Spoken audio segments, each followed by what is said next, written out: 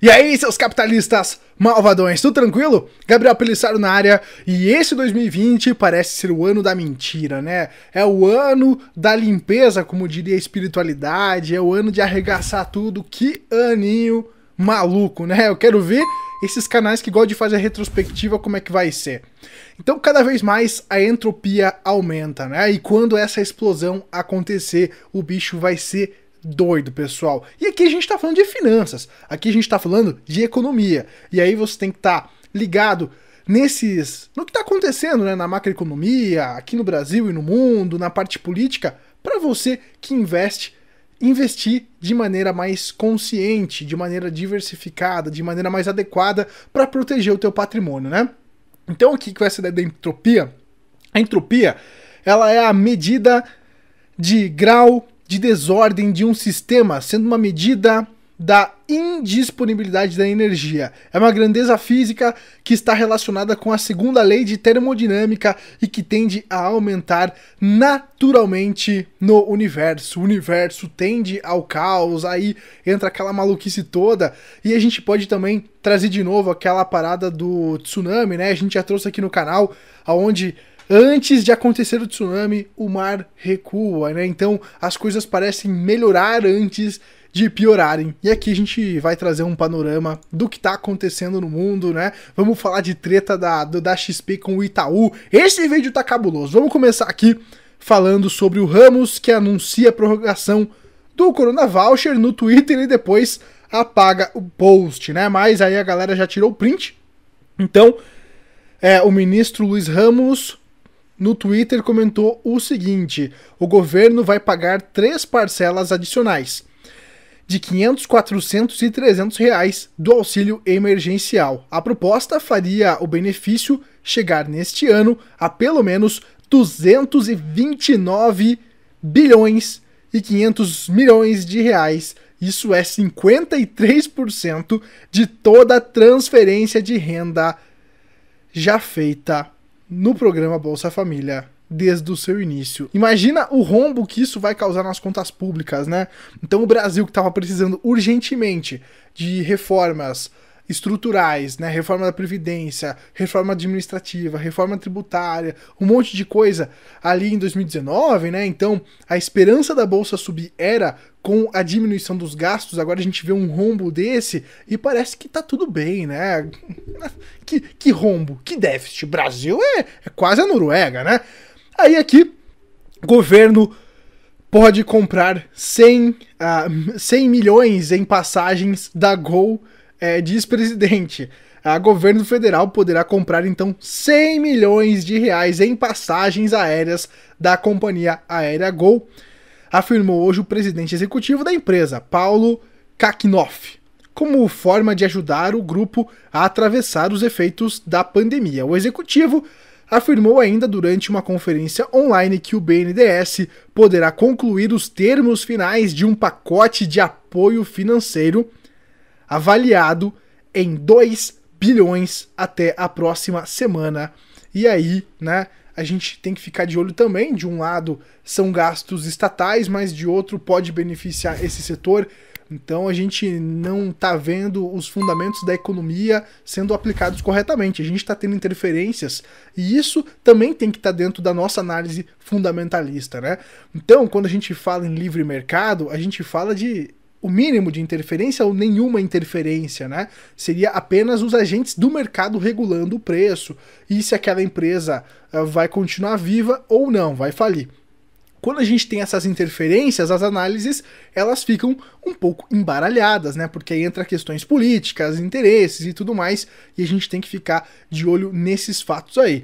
Acontece, então, que a gente está vendo o interesse de não quebrar tudo, né? De interferência estatal para não quebrar tudo, claro, com interesses políticos e não no seu bem-estar, por fatores que a gente já vai comentar daqui a pouco.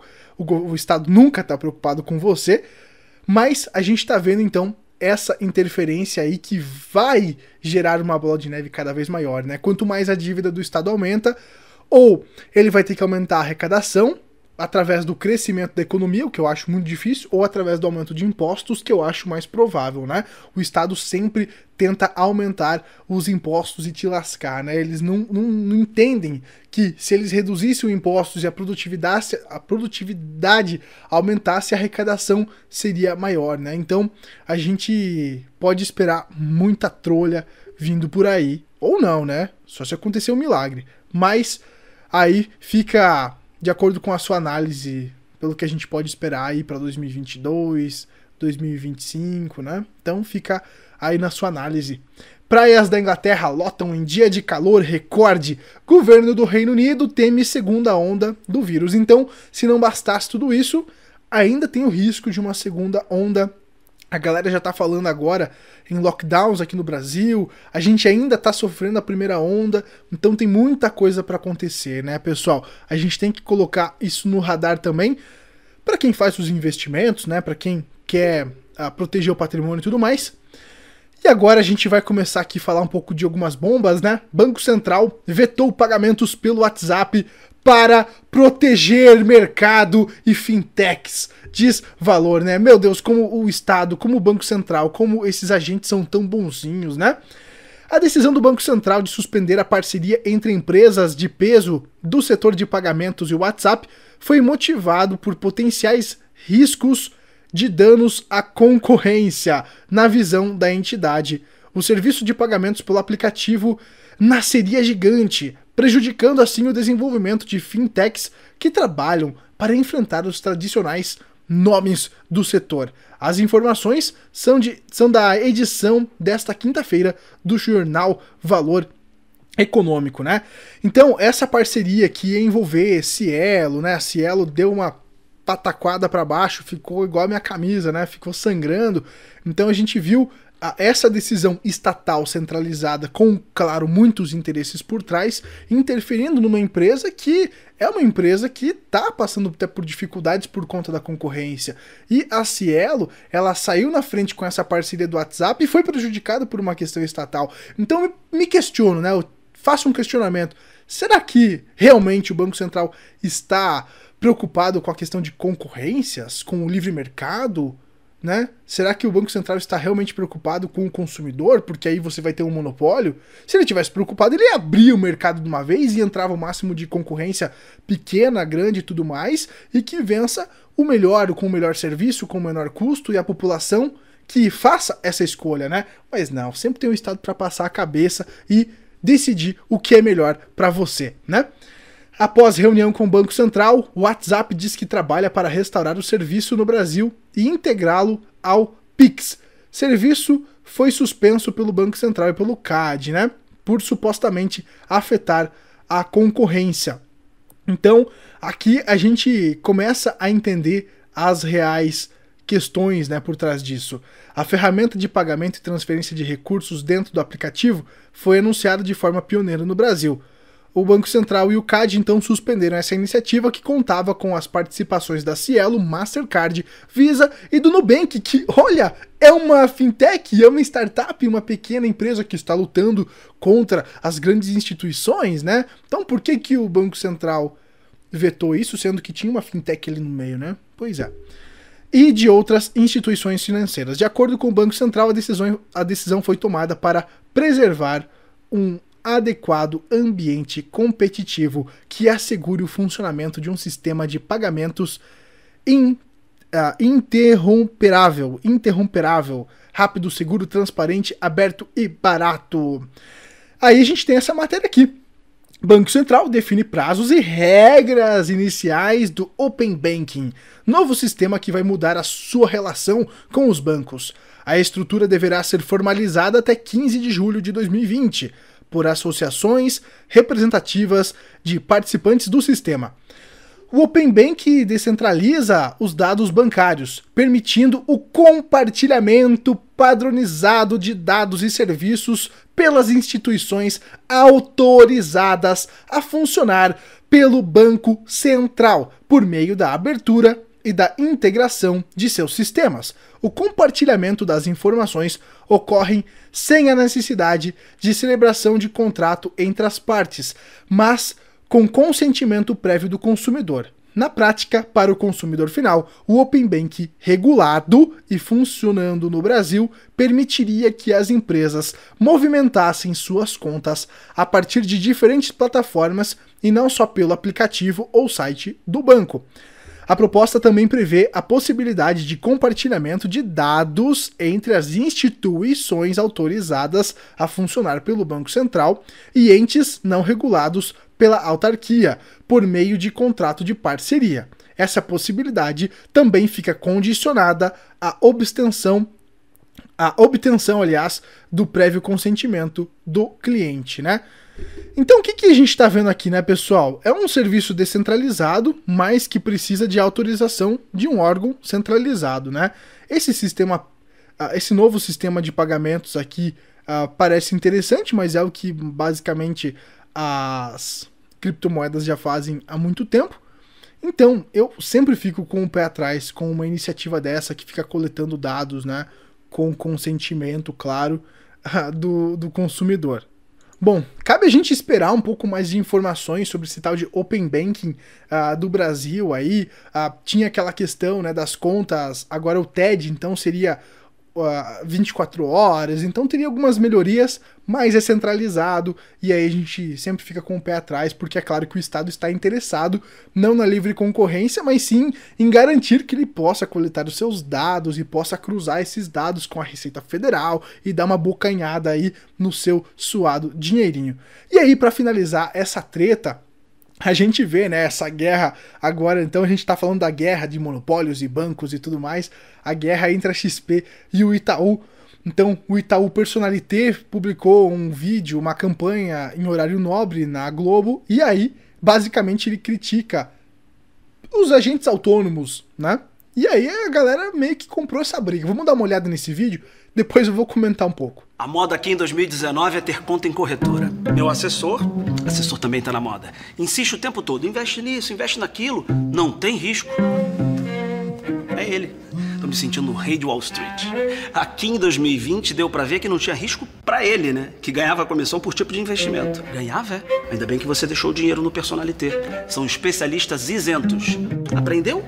Rei de Wall Street. Em 2020, invista com Itaú Personalité. Em 2021, você vai se agradecer por isso. Bom, então basicamente é o banqueiro falando que ele tá preocupado em preservar o teu dinheiro, né? Claro que o banqueiro é um cara tão bonzinho. O banqueiro é igual o Estado, é tão bonzinho, ele quer cuidar de você. Ele não, imagina, ele não quer ter altos lucros, altas margens e comissionamentos e tudo mais, né? Então, a gente vai ver a rentabilidade desse Itaú Personalité. Será que ele bate com uma carteira diversificada, com uma carteira de ativos bem distribuídas mesmo com a queda, né? Então você tem ações, mas também tem as opções. Então, bons assessores vão passar essas sacadas para o cliente, né? E com certeza, quando você se livra das taxas de administração que esse banqueiro bonzinho vai te cobrar, com certeza você vai ter uma rentabilidade muito maior, né? Então, será que eles estão preocupados realmente com que você tenha uma ausência de conflitos de interesses, ou eles estão com conflitos de interesses porque estão perdendo esses rentistas, né? Essa galera que deixava o dinheiro lá na poupança e tudo mais? Será que eles realmente estão preocupados com você ou estão preocupados na comissão que eles estão deixando de perder, porque agora as pessoas estão tendo mais liberdade, estão buscando mais conhecimento em meios diferentes, em meios descentralizados, com corretoras, com canais do YouTube,